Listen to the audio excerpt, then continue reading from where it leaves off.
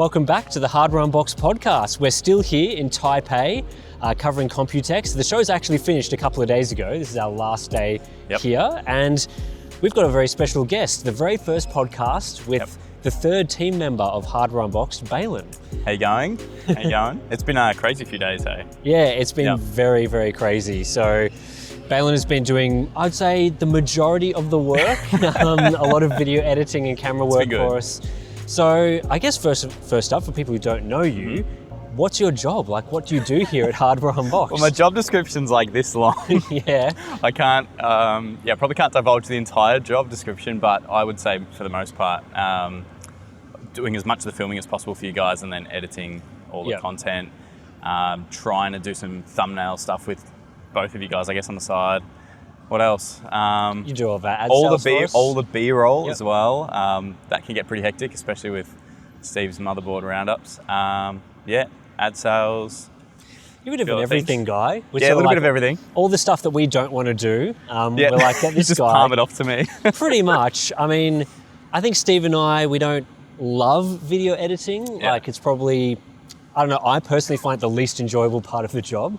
And dealing with the ad set, like, man, the ad sale stuff is painful. It's brutal. You were showing me some threads of how many emails it takes to get some of the deals done. So, very appreciative of that. So, that's Balin. So I guess the editing for me, I really enjoy. That's my favorite part, to be honest. Oh, that's great. So I awesome. guess that's good for you guys. Just being able to be a little bit creative and obviously do my best to continue improving the videos, because I mean the content from my perspective coming from the outside is already excellent, and it's more just a matter of trying to make it a bit more engaging, I guess, and doing that sort of thing. So I really enjoy that part. Yeah, it's really taking the videos to the next level. Like, you've been doing a lot of more interesting shots. Like, you probably would have seen from our Computex coverage, we used 2 A-roll cameras for the first time this time, which I think's worked out really well. More motion graphics, those sorts of things. So whenever I'm editing, it's always super basic. Like, I'm just get the B-roll and A-roll shots in, get the graphs and highlight them. But you've done a bit more of that. I mean, realistically, that's the point of your content. Yeah, that's just making sure all of that's really good. The other stuff's just a little bit extra, I guess, and I enjoy doing it. So I thought, why not? Bring it in as much as possible. Yeah. So how did you come to being a video editor / ad sales / B-roll / whatever person here? Crazy circumstances. I guess we can talk a little bit personal about it, right? Because you guys have really helped me out progress, not just in this industry, but I guess through life now that my life's changed a bit. So if we go back it's probably 2.5 years now. Yep, 2.5 years. We go back that far. I was actually working for my family's company in construction. So we did, I guess to summarize it, we just did paving, all different variations of paving, concrete, asphalt, and brick edging. And we actually did Steve's driveway at his private house. And it all turned out really well. I think Steve was really happy. He saw me working in action with my dad at the time.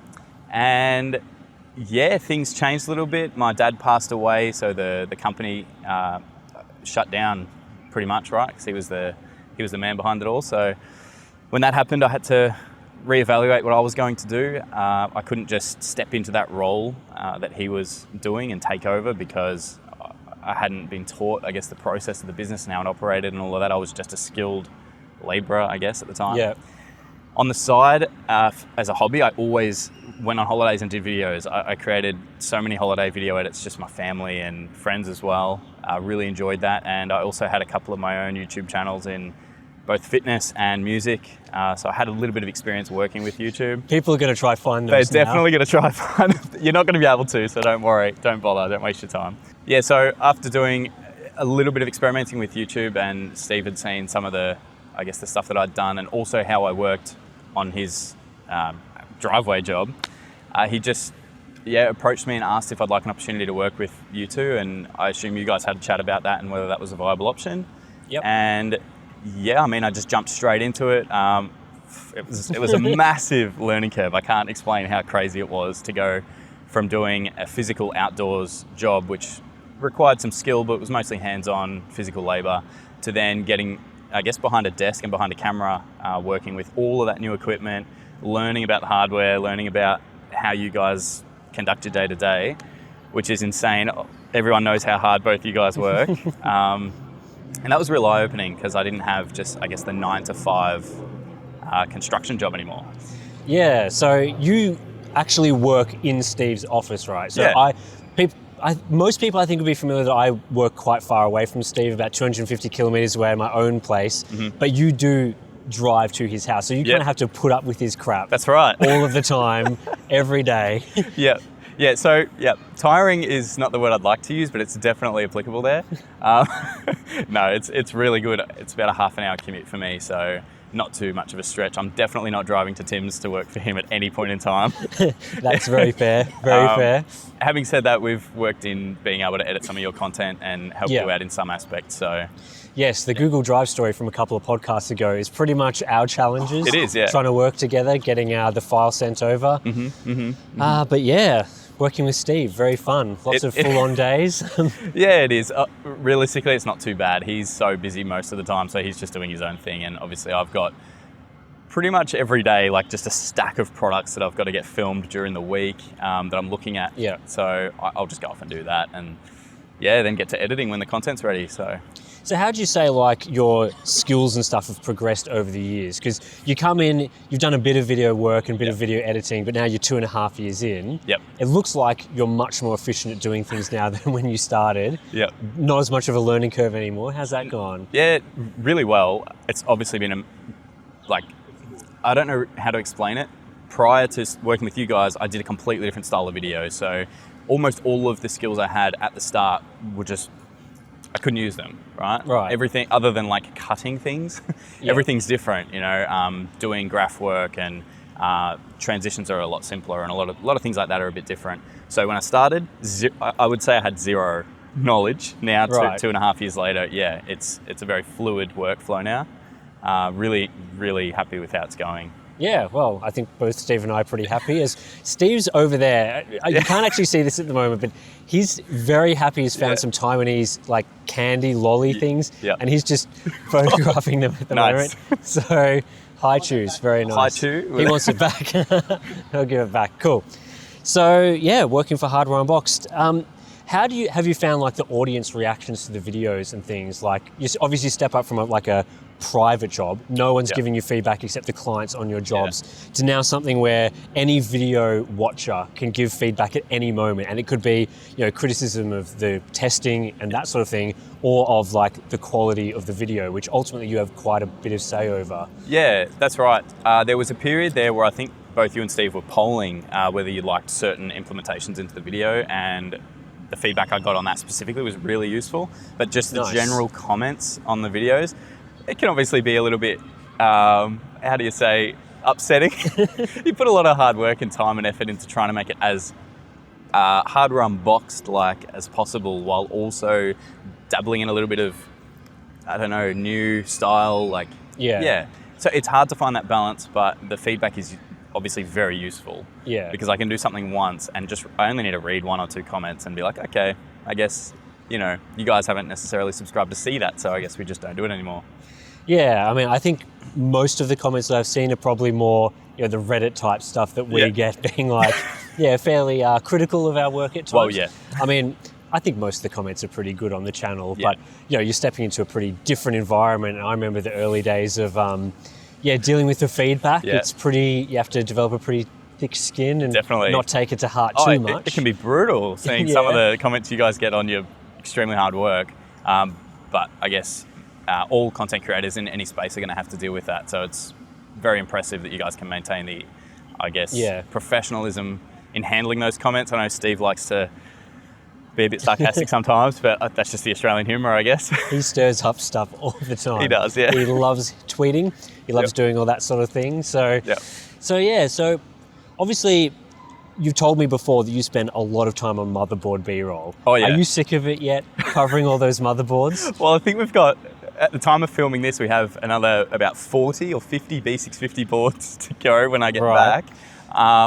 If you ask me in about 3 weeks from now, I'm probably going to say yes. But if I have breaks in between, I think it's okay. Yeah. So how long would it take you to do 40 motherboards in B-roll? Well, I'd probably allow an hour for each board. Okay. Realistically, in dedicated filming time, you obviously got the transfer time for the files, Yeah. And obviously the setup as well. Sometimes the studio is not in a state to go and film B-roll, so you spend 20 minutes tidying up, getting lighting good and all that sort of thing. But yeah, probably an hour per board. Yeah, I mean, I've seen the smoke machine and those sort of things that you've brought to the table. I've taken that down a little bit I lately. love the smoke machine shots. They've worked out pretty well. So yeah, I enjoy that. But yeah, I think the quality of those videos really stepped up by having all that B-roll, because Steve's going to be taking, I don't know, 10 minutes per board maybe, so just some very basic shots. And you're sort of afforded the time to do a bit more of that, which is good. It is, yeah. Yeah, so you were as well coming into, the PC hardware industry. You weren't really a PC gamer, from my understanding. You didn't really know too much about it. No. How's that changed? It's crazy. I was this sounds so bad. I should not say it. It's like the wrong thing, but exclusively PlayStation. There was like no way I was looking at a PC. Right. Both obviously the cost to get into it in the first place, but also when you're not having to work with mouse and keyboard all the time, learning that just to play games when you're so accustomed to a controller, never thought I'd do it. Right. But obviously, once I started working daily with mouse and keyboard and I was doing all that much more frequently, I was like, well, I've got the performance there behind the PC to actually utilize those skills I'm building on mouse and keyboard. Let's give it a go. So now it's obviously what I'm maining. I don't touch the console. You've ditched the PlayStation? Oh, it's gone. I think the only thing I use it for is I'm playing with my fiance. We'll play like GTA together on the couch or something. Nice. Or just something I can kick back on the couch and she can play with the controller and it's all good. Yeah, pretty similar here as well. So what sort of games do you like? You like more a Steve? Steve's now lying on the ground. I don't know what's going on over Look at him, there. he's done no work this whole trip, but now he's just laying down. It's a hard concrete floor too, so it doesn't look very comfy. So yeah, what sort of games? Like, you a multiplayer gamer, single player gamer, bit of everything? Yeah, a bit of everything, honestly. PC, to be honest, I can't get into single player without using a controller. I feel like single player. Use a controller. Yeah, I feel like single player gaming, I'm using a controller, so I'm hooking one up to the PC. I'm not going to mouse and keyboard a single player game. But yeah, I'm going to play Fortnite a lot. It's kind of what I main with Steve.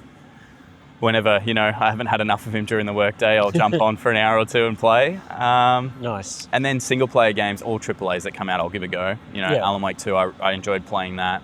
But I feel a lot of those games, you really have to have time to dedicate to them. To get into it. So now, honestly, with obviously life being a late 20s guys, gets a bit hectic and trying to maintain work balance and all that.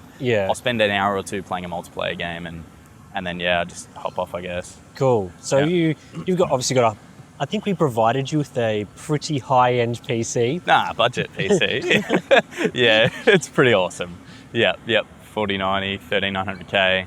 Nice. Can't complain. Yes, that's going well. So how have you found the industry side of things, learning about you have to edit the videos, so you have to kind of know what the parts mean, what to reference and highlight and things.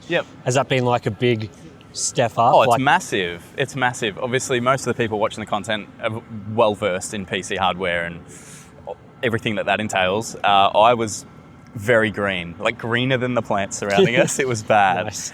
So now, to be honest, I think I've learnt more about monitors than I have anything else.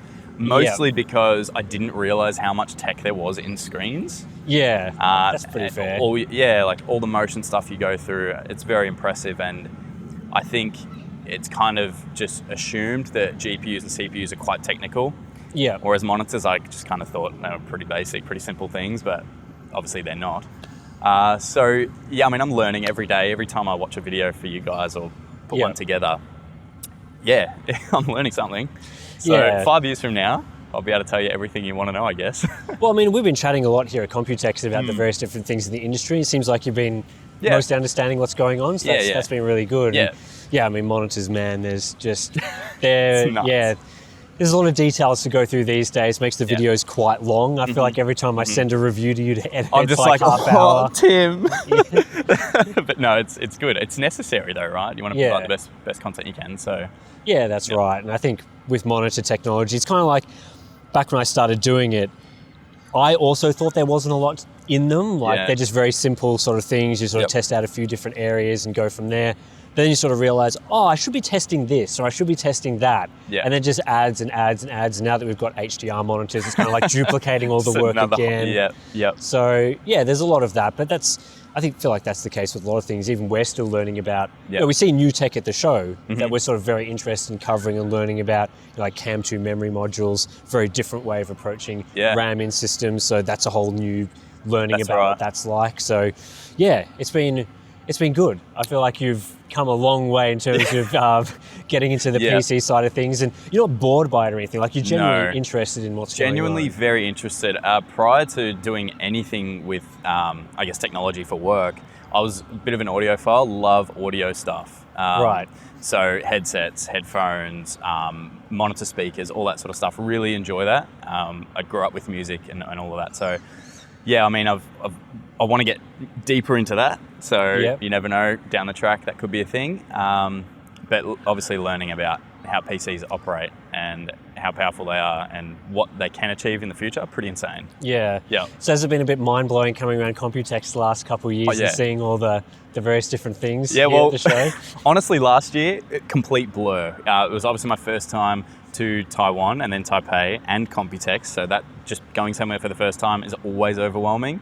On top of having to come and do the best quality filming and editing for you guys, and obviously I think last year you put out 7 or 8 videos during the week. So I think so, yeah. We were obviously doing quite a bit of content, and then you've got your dinners at night, and it was full on. So I can't remember much of last year, so it was nice for this year. Kind of knowing what to expect and being able to just absorb it and actually enjoy my time. Yeah, now that's that very nice. Yeah, now that I've got my head around the process that you guys go through as well, made it a lot better. So what was your sort of impression actually going to the show floor? Like you couldn't quite remember the first time. You've now seen it for the second year. It was way bigger, way busier this year. Yeah, it was Is huge. it impressive, like seeing all the stuff? Yeah, it is definitely impressive. I'm sure if you've watched any of the coverage, you've seen some of the B-roll shots of the crowd. And that's just one aspect that makes it unbelievable. You know, people traveling from all over the world just to come and take a preview at, to be honest, a lot of tech that people know are coming. You know, there's only a few large announcements realistically, and everyone's aware that this stuff could be coming, but they're still flocking to the show just to see it. And it's crazy, the money that these companies are investing to showcase their best products for the end of the year is pretty cool. Yeah, I think a lot of people that haven't ever been to Computex, and obviously is like a member of the public, you can actually go on the last day for Computex as a member of the public, but most of the show is sort of like an industry event. You kind of have to prove that you're part of the industry as a manufacturer or retailer or media like us. It's hard to sort of know what it's like unless you're there. Like everyone says there's big booths, there's lots of things showing, it's very flashy, there's lots of employees there demonstrating the products, but until you actually see it in person, it's very surprising how many companies there are. Because Computex, it isn't just like MSI, Gigabyte, Asus, and then the NVIDIA keynotes, the AMD keynotes. I would say at least 80% of the show floor space is companies that we would never consider covering. Yeah, that's right. Companies that you just wouldn't even know existed, to be honest. There's so many small in the sense that you don't know about them, but obviously they're here and they're able to spend the money and showcase their stuff. It's pretty awesome. Yeah, there's especially around the edges of the show floors, there's like the smaller booths of ODMs who manufacture products which would then be branded as maybe a name brand that you're aware of. Those are all there. So you can often go around and see like, oh, that kind of looks like a Razer mouse design, but it's manufactured by, Shenzhen Mouse Company or something. And you know that by the end of the year, it's going to have a Razer logo on it. Yeah, exactly. So I remember the first time I went to Computex, that was really mind-blowing. It was a little different, the setup. It was not here, like at the Nangang area. It was the old hall. And there was just all those companies that try and sell you cables. They try and sell you IoT devices. They're trying to sell you AI, which is sort of a big one. Don't go there, Tim. But on top of that, there's obviously a lot of server companies that we see, and those can have booths the same size as like an MSI booth. And there's some major company that we wouldn't even consider covering, and they're all there, which adds to the busyness of the show. And this year it was wall-to-wall people. It was crazy. Nuts. It was very hard to move around. It was honestly nuts, and obviously for myself, having to try and film and get these guys positioned right around a product, and trying to cordon off a space big enough for us to film was a lot more difficult this year. Yeah, I mean, when we were the first day at the MSI booth, when we went there to try start filming, we got like a couple of hours in to learning about the products, what was being shown, starting to take some shots, when the MSI booth is already quite difficult to film in because they have about 4,000 employees in the booth. 5,000. So, 5,000, yeah, it's probably more accurate. So navigating around the employees and trying to get them out of the way is difficult enough. But then within a few hours, both the Taiwanese president and NVIDIA CEO Jensen Huang arrived at the MSI booth. So when the president arrived, they sort of parted the seas a little bit and sort of blocked off part of the booth so he couldn't move around, so he could walk through. I don't know why he's walking through. He just seemed unnecessary. Seemed very unnecessary, but he was there doing that. And then later, we were filming a different booth. We were at ASRock, and we sort of saw that people were making a path for Jensen, who was at a different booth, to head towards MSI, and we're just like, oh no. And it was crazy because obviously they wanted to give both the president and Jensen so much space that everyone's just pushed into the booths. Yeah, that's right. And I guess the thoroughfare was just empty while all these people it was nuts. Yeah, and Jensen in particular, he was just getting mobbed. Like there was just a crowd of, I don't know, 200 or 300 people following him with cameras. Yeah. And he was going around signing the booths and things like that. Yeah. Signing some other interesting things I've seen photos of, but mainly the booths and computers and things like that. So yeah, that was really well. Like that's, Steve and I were talking earlier about, that's probably the busiest Computex we've ever seen in terms of the people. I think it's all the AI hype is sort of driving people there, but certainly it makes our job very difficult in terms of filming. Definitely. Well, how did you find this year compared to last year?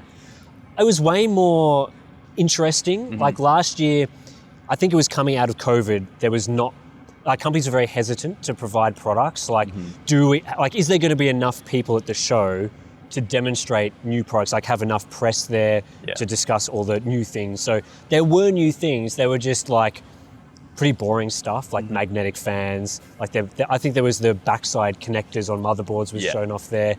But this year it feels like they saw people come to last year's show and they're like, Computex is back. So 2024 we'll go ham, we'll go crazy.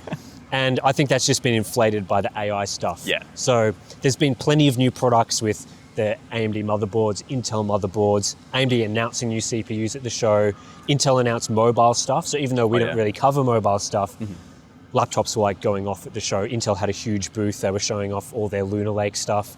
So I think all that combination of stuff has made it much more interesting. And it's also meant that when we made Q&A videos, there was a video we made with Steve from Gamers Nexus. We've done all this other content around the show. There's actually things to talk about. It's not always sitting there going, we saw a cool fan and a case. It's like we're talking about new products that people can be excited for. So I think that's been really good, but the people has been very, very difficult to handle for. It has. So another thing about Computex that people who listen to this may not be aware of is that a lot of Computex as well doesn't actually occur at the show, so the show floor. I'd say about half the PC companies have like private suites and private booths. So when we visited, NVIDIA was like this hotel room scenario, Gigabyte had this crazy ballroom and things like that. It was awesome.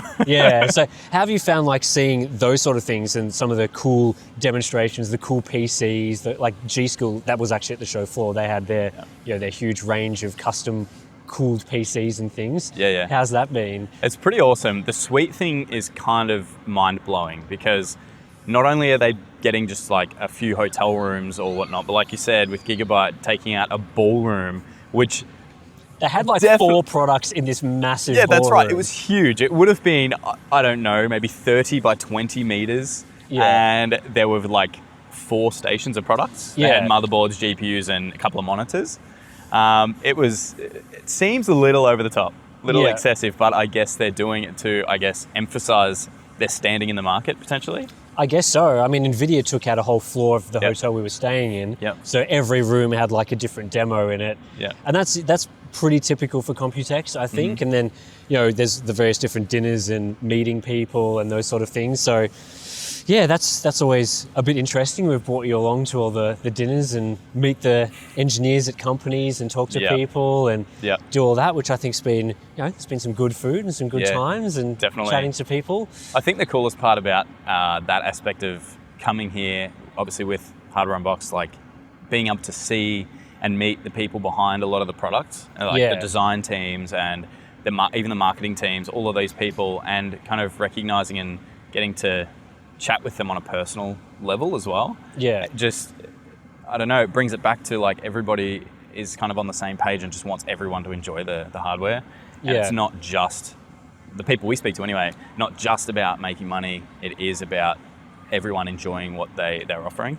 Yeah, and I think the engineers they're much more interesting to talk to. Yeah. Like, not to diss on the marketing managers and PR people, because there are some really good people that we're close friends with in those areas. But when you speak to marketing people, a lot of the time they're very hesitant to talk to media, and they go into like media speak.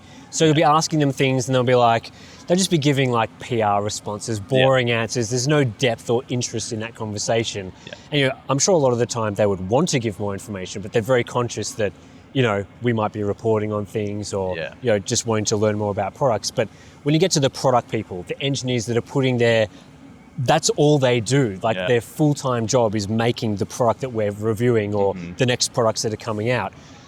You sort of learn about the passion, the interest that they have, the detailed thoughts they have, and the feedback that they get from us. It's sort of like, we saw that video, we really liked it, we're taking on board the feedback. And that's even the case, not just for the positive videos, but for the negative videos as well. Yeah, I was about to say that. On the flip side, it's actually very refreshing to see them get, it sounds wrong, but visibly impacted and upset by what we're saying in a negative light. Because it seems like they genuinely do want to change the direction they're heading to get people to enjoy the product. Especially if it's if it's something out of the engineer's control, like for example, the sort of warranty RMA things that have been happening recently, and you speak to people at ASUS and they're in the engineering team, they want the products to be good, they want the customer service to be good, because ultimately they're making products for the consumers and they actually want the products to be good. And it's people in a completely different division that's kind of screwing them over. And you talk to them and you get a very different perspective on those things. Whereas, if you just go to ASUS, you talk to the marketing guy, they give you the marketing angles, or they just don't want to talk about it. So you go around, you meet people. It's not just at the dinners, like at the MSI booth, despite having, 4,000 employees there, they would probably have 2,000 to 3,000 engineers there. So you can talk to the people that the product's right there. You talk to someone, they can come and tell you exactly They can give you the technical product. data without any bias, really, because they're telling you just the tech specs. Exactly. And their insights are usually pretty good, pretty interesting to speak to those people. But that's what I've always said, like, Computex is about. It's not so much the covering of products and covering the keynotes. It's like, chatting to the cool people, chatting with companies, learning things, seeing cool things. And then, obviously, as well, we get to meet all the other YouTubers that we never see because we live so far away. So when we meet up with like Steve from Gamers Nexus, we saw Paul from Paul's Hardware, it's nice just chat for a moment. It's really cool because obviously prior to meeting, I think I met both Steve and Paul and various other content creators last year. But prior to that, much like a lot of the viewers, I guess, both of our channel and theirs, you assume they take a different, I guess, personality in real life. But they are much the same people, and that's really refreshing. There's not a lot of like camera personalities, I don't think, in this type of tech YouTube. Like most people, you can I feel like as well with the podcast, that's very much like how Steve, you, me are in real life. And so that's pretty similar, I feel, to the videos. Like a lot of our videos are scripted, so there's the reading the script voice. So that's kind of a little different. But like, our sort of balanced approach and balanced take on things, I think, is probably how people see us in real life. And that's very similar to the other creators. Like if they seem, kind of cool and laid back and chill in their videos, Steve's going around and trolling us behind the video feed. It's worth watching the video feed this time. It is, when you see those people in real life and you meet them, everyone's so nice and encouraging. Like back when we started going to Computex, Hardware Unboxed was much smaller, and there were channels that had much more significant traction. And shout out to people, especially Paul and Kyle, who were very welcoming and very friendly and sort of helped us out with various different things over the years. And you sort of, you meet them, they're nice, they're cool, they're very welcoming of new members of the team. We brought along Chris, who's sitting over there, sort of a fourth member this year to help us out with camera work.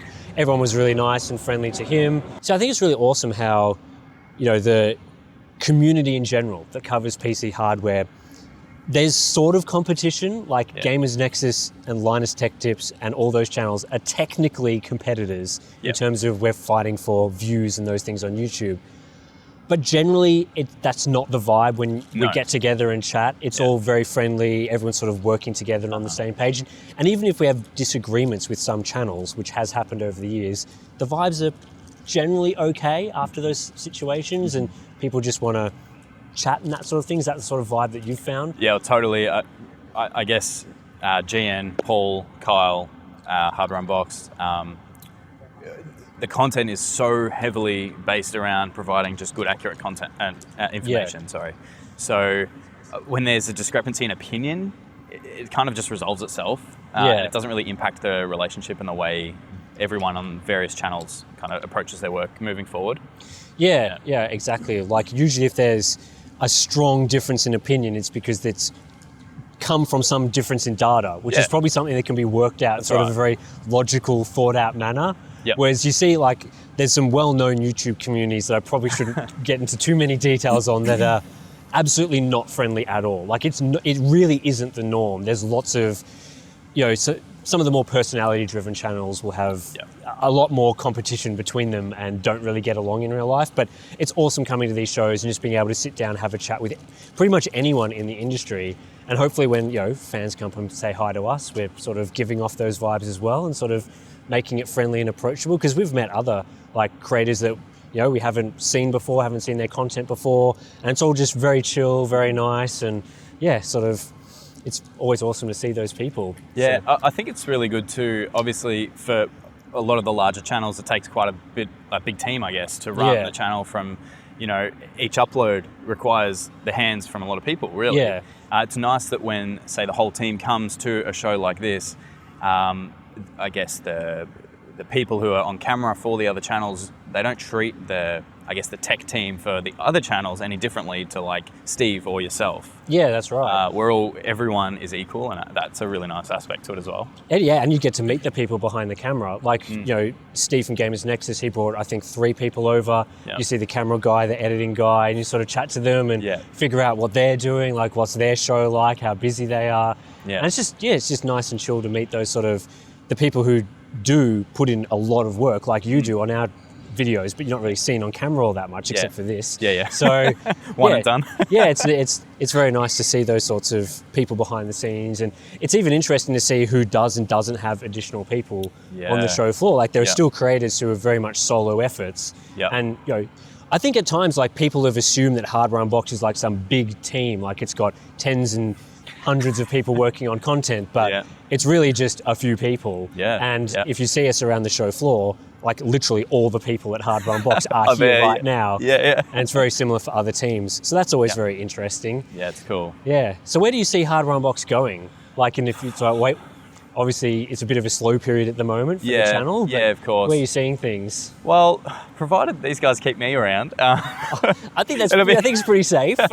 No, honestly, I think the content speaks for itself, and I think the more people kind of engage and give good feedback, the more the channel's going to present good content and then continue growing from there. And I think because both yourself and Steve are so passionate, I think the future looks good for you guys, and it's going to be good. It'll be good fun. Yeah, keen to do some work and do some stuff. Keen to get cracking. Yep. What about yourself? You ever interested in on camera work, those sorts of things? Are you a behind the scenes sort of guy? Yeah, I mean, I'm not fazed by a camera. I've done a lot of. It's a bit interesting part of me growing up. I was a bit of a theatre kid, so I did a lot of onstage. Oh, right. Yeah, nice. A lot of onstage acting. I did all music sort of stuff. So. Yeah, I'm not camera shy. So who knows? Who knows when Steve gets too old, he doesn't want to do it anymore. He can just palm his script off to me. Who knows? Who knows? Yeah, nice. Yeah, I mean, I think there's no real limit really for Hardware Unboxed. Obviously there's now multiple channels for us as well. That's right. that's worked out really well with Monitors Unboxed. I think you run our Clips channel, don't you? Yeah. Do a lot of the work on that one. Yeah, so it's one of those things where I guess I'm obviously going to be prioritizing Hardware and Monitors Unboxed. And the Hub Clips really is just the questions that I find interesting to me. I will just throw a clip together and chuck it up there just so it's easy for people to find. I guess. It's more searchable and people can get an answer to a question a lot quicker and easier. Yeah, instead of linking the whole Q&A episode, you can just link the one bit from on the Hub Clips channel. Yep. Maybe people aren't aware that we actually have a Hub Clips channel. Maybe because not. we very rarely talk about it, but it is there. It's legit. It's our channel. Yep. And I think maybe like a video a week goes up on there. Yeah. Usually just one of the good questions from the Q&As. Yeah. So it's a nice channel, but obviously, who knows what's happening in the future with Hardware Unboxed. But so one of the things that I think is really interesting as well is the sales side of things. Like obviously you have to deal with a lot of different companies, and that's one of the more difficult things that I find the most difficult. But I think it's really good to have the separation that you've brought between the product review side and the sales side, because you just deal with all that and I don't have to get involved. Like if I'm dealing with a product, I don't even know until after the product review's done. Yeah, it's sales is always attached like this negative stigma behind people who are in sales, and I guess that's just a world-known thing, right? People in sales, but it's one of the rewarding jobs where we can actually recommend and advertise products that we ourselves genuinely use and find useful, based on the fact that you guys obviously want to be doing that and you don't want to be advertising anything dodgy. So I enjoy that part of the job. Yeah, I mean, Ugreen, for example, not that they're sponsoring us here at Computex at all, but, I had never heard of Ugreen as a company before you said, hey, we're going to do some ads for this company. Yeah. I was like, I've never heard of them. Send out I want to test the product first, like just give it a run through, see what it's like. I get these products in and I genuinely use them every day. Yeah. Brought them here to Computex to charge all our devices with, and I would strongly recommend them. Yeah. So those sort of products, it's been really good to get. Obviously we can work with like the MSI and Asus and Gigabyte. Like MSI sponsored us here to Computex and those sorts of deals. But it's good to get, you've brought, I think, more variety to the sort of spots that we've been doing on the channels. Yeah. And a lot more interesting things. But everything that we show on the channel is things that I genuinely would use and recommend. Yeah, and that's have found good using them. Yep. So hopefully that's been a good insight into Balin's job here at Hardware Unboxed, what he does, what he's thinking of the industry at the moment and everything that's going on. So we'll take a short break. We'll come back and we'll chat about Balin's life and my life outside of work, the other stuff. So stay tuned. All right, we're back from our little break. We're going to chat about our boring lives, and we can finally put into our podcast a section about Lego. Yes. Because you are also a little bit of a collector. I am. How's that going at the moment? Well, I'm definitely not even close to accumulating the number of bricks that Tim has, but I definitely enjoy my Lego. It's just our generation. I think it is. Yeah, I think it is. I mean, my fiance and I do it together, so it's something that we can spend time doing together. And we have a whole office set up that Steve thankfully helped me to build, and we have just a Lego display and then PC. Like that's it. So we love it. Yeah. So what sort of sets have you got? Like what sort of themes do you like? The sort of sets you've been collecting? I really enjoy the Harry Potter stuff. Massive long-time Harry Potter fan. So we've got the castle, we've got the Hogwarts Express. Nice. Yeah, a couple of other smaller sets, and then I have the Disney castle because that is a how do I say it? It's kind of sentimental to my family and I. It was kind of like the last big family holiday we did before both my parents died. So I just thought, get the Disney castle, build that. It's nice. And then, that's good. So a little bit morbid, but also nice. Yeah, well. and then I have a few of the other ones that I deem as, I guess, collectors eventually, like the Nintendo Bowser, the original Nintendo. A few ones like that. So. And the Lord of the Rings stuff that we've been chatting about. Yeah, so I did the Rivendell one a little while ago, and both you and I ordered the Barad-dûr. Yeah, on the same day. On the same day, the day we flew to Computex, actually. So so it's pretty cool because Steve always gives me crap about the Lego side of things, but it's genuinely the reason why I like it is that it's just a break from the computer stuff. Right. Yeah. Like I spend a lot of time editing, well, not editing videos anymore, but creating content, playing games. And just like something else that's a bit different that, just tune out to things, build some Lego, get a cool sort of thing to put somewhere. That's and then it tends to appreciate pretty well in terms of value. So, yeah, that tends to be going pretty well. Yeah, So, yeah, it's good. What's your favourite set? Like, if you had to pick one, like your favorite, and don't say the Millennium Falcon because everyone says that. the Millennium Falcon is pretty good. Yeah, it's huge though. It's ridiculous. It is pretty big. I saw it in your studio and was like, Yeah. dude. I think I'll have to get a vertical mount so it doesn't take up as much flat desk space. Like wall mount it even? Yeah, there's various different options there. Yeah. I think eventually you'll have to go somewhere else. Yeah. Favorite ones, I still really like the Lego Slave one from years ago. I think it's probably 10 years old now. That still was a really good set. It's probably a bit outdated in the way they build them these days. Yeah.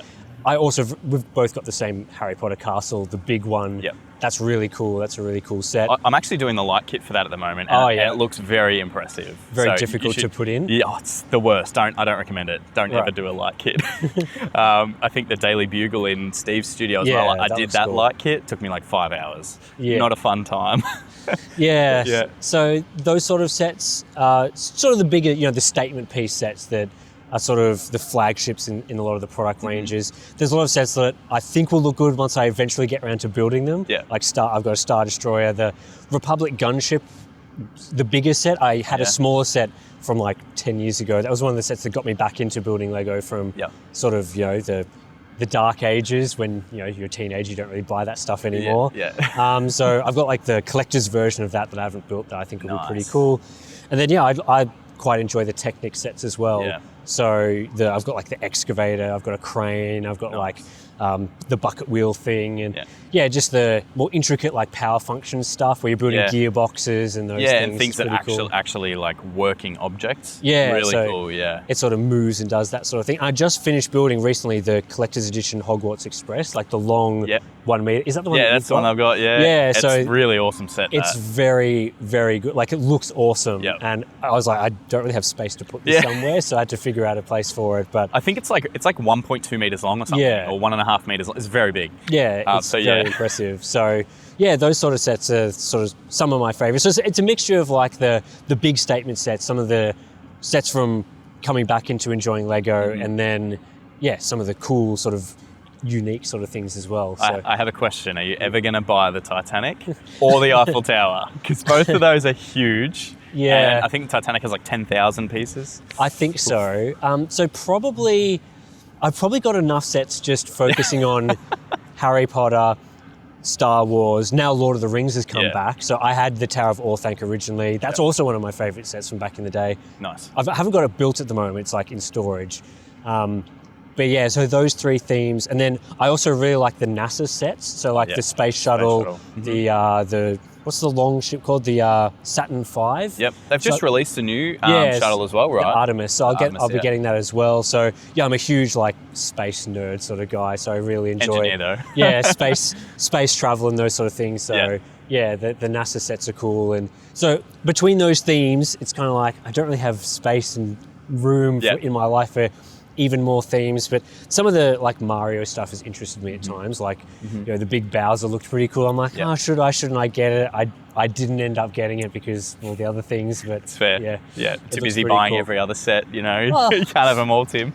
Lego's gone really hard on building or producing so many different themes now to cater to people. Like they just launched Zelda sets. Yeah. I've got the Horizon Forbidden West tall neck set. Oh yeah. So I don't know if that's going to become a theme, but there's all the different icon sets that are like Back to the Future and those sort of series that I enjoy, but I'm not like a mega fan of. Yeah. So there's really like things for everyone these days. They've gone so hard across all those different categories. Yep. Even my mum, she likes the flower sets. The bouquets and that sort of thing. So it's pretty good these days. The sort of variety that you get. Yeah, it's cool. It is good fun. So I was going to ask, I didn't get to ask before, what has been your favorite? I know what you're going to say, but your favorite game of 2024? So far, I have to think about what games I've actually played because it's been, I've been spending a bit too much time at work. Yeah. So I'm just trying to think. Like I quite enjoyed playing Dragon's Dogma 2. Oh yeah. I finished that the whole way through. Yep. Played that early. I'm just trying to think because I played Alan Wake 2 in those games last year. So I think this year I'm currently playing Like a Dragon Infinite Wealth. It's been pretty fun. Yeah, I saw you using the Steam Deck on the plane on the flight over here. Yeah, it's got a lot of mini games in that game. So you can play like There's like a Pokemon clone. I think it's like an Animal Crossing clone, and then the normal game. And each of those games are like full games, like they're fully in depth. So I've been enjoying playing that. But yeah, I think there's a lot of games I'm really looking forward to in that back half of the year. So like I'm a big Assassin's Creed fan. So the new Assassin's Creed one set in Japan. That looks good. That's going to be really cool. Yeah. Star Wars Outlaws, big Star Wars fan, so I'm keen for that. And then they just announced Civilization 7, which isn't coming this year. It's coming next year, but I'll be all over that. Yep. And yeah, those sorts of games. So GTA 6 GTA next year, hopefully. I own a PS5, so I'm on the fence about whether I play it on PS5 when it comes out or wait for the PC version, because I'm pretty sure it won't launch on PC at the same time. Yeah, it definitely won't. I'm pretty confident it won't. What's your thought? Are you going to go and play it straight away, or wait for the PC, or play it 2 times? I'm definitely playing it twice. Yeah. I can't miss out on the hype around it when it releases, so I will probably hit the PS5 one up. And there could be a PS5 Pro by that time as well, which might give it like a better... Like, if it's not 60 FPS, I'll be very upset. Yes, it'll be very hard to play. Yeah. So I'm super keen on that. I'm a big Rockstar Games fan. So Massive. Like Red Dead Redemption. I feel like, well, even Steve's age, he probably grew up playing GTA games as well. But like for us, it's like childhood games, basically. Well, those sort of games. GTA 5 was pretty much my entire late teenage years. Yeah. Yeah, GTA 5 came out, I think, just after we started going to uni and those sort of things. Yeah. Oh, we have a special guest. I did play GTA. Which when I was one? a kid, all of them. Okay. The originals. I also played a lot of Lego, but I grew up. Well, get out of here. That's why he's not welcome in the podcast. That's what happens when you're old. Yeah, that's right. Steve missed out. He came too late to the Lego era when they started making all the cool stuff. Yeah. So that's the only explanation. Yeah, if they made like a Lego DeWalt series or a Lego Hustler Mower series, Lego Lawn Mowing Kit, he'd be all over that. Yeah. My children also love Lego. Yeah, well, you would have seen the Daily Bugle and those sets in the background of some of Steve's videos. So yeah, that's nice. So what's been your favourite game? Like, has it just been Fortnite for you this year? Or I have been dedicating a lot more time to work because I have genuinely wanted to just get to a proficiency that keeps my work-life balance good. Yeah. So I've been dedicating a lot of my spare time into learning different aspects of the job, both technological hardware stuff, but also editing, even ad sales. So I haven't spent a lot of time gaming. Okay, but fair enough. The end of the year, far out. I don't know. I don't know what I'm looking forward to, but I'm going to play as much as I can when we calm down a little bit. Yeah, and you probably have opportunities, like you'll see the games when we have to test them, and you sort of get a better feel for if they're worth putting time and energy into or not putting any time and energy into. Yep. I think there's some DLCs coming out soon as well. They announced a new Alan Wake 2 DLC that's launching like next week, so I'll probably go back and play that. Yep. I wasn't a Starfield hater.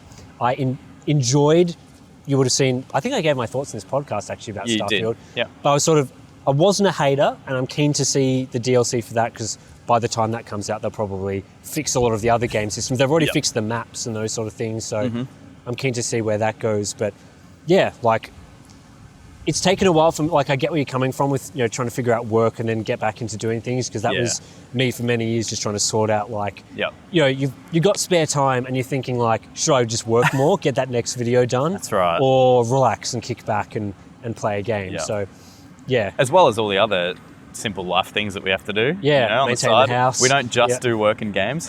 Got to figure out stuff, plan holidays, spend some time doing other things.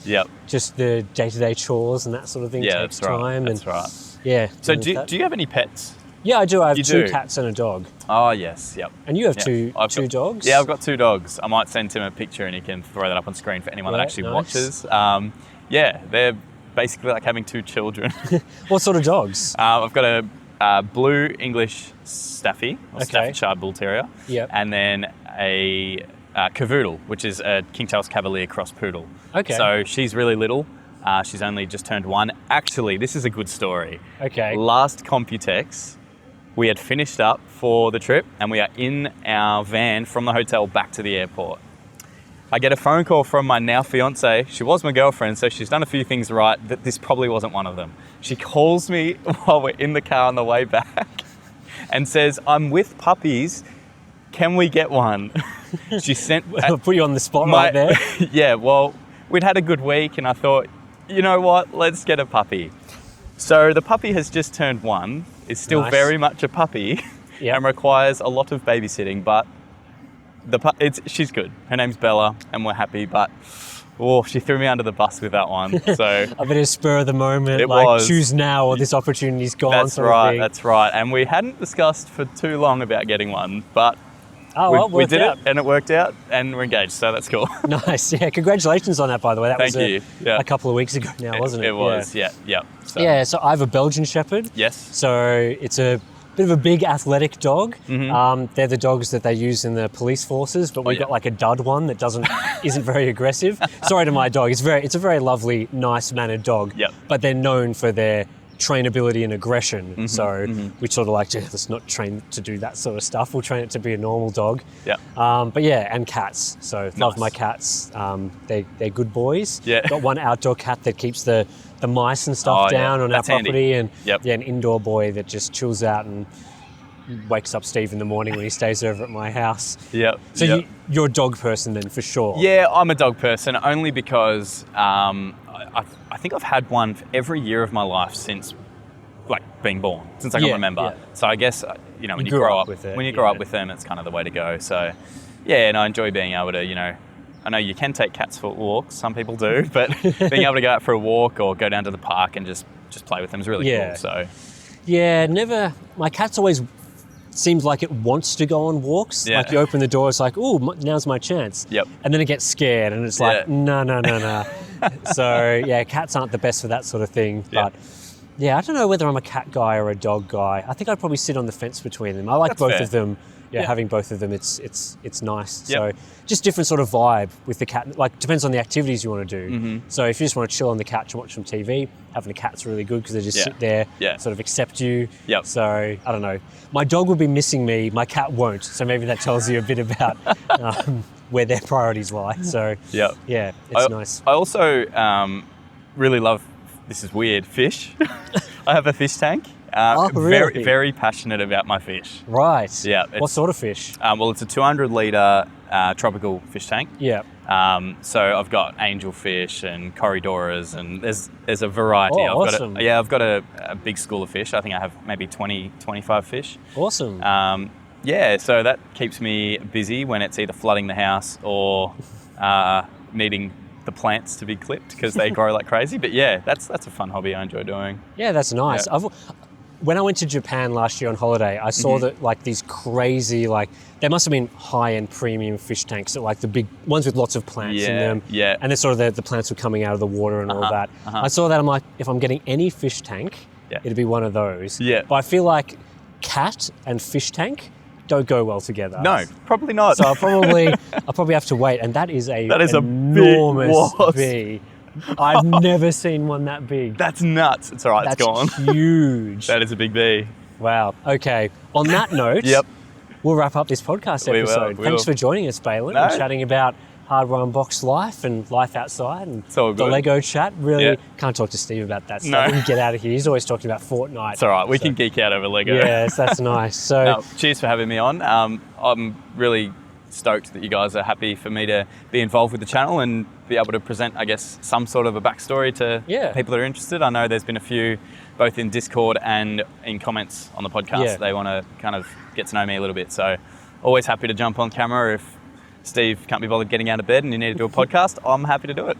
yeah, I think he's over in there having a dip in the pool. So he's I think he relaxing, is. having a good time. Yep. So I have to drag him back because I actually want to film something with him in just a moment. So Nice. cool. Well, thanks for joining Awesome. me. Thanks to everyone who's been listening to the podcast. Obviously, you've got our video feed. This is a good one for the video feed. You'll see what we're talking about when we talk about the giant bee, Yes. Steve interrupting us, and those sort of things. So check that out in the Hardware Unboxed podcast YouTube channel. We've got the audio feeds as well, so sign up there if you just want the audio chat.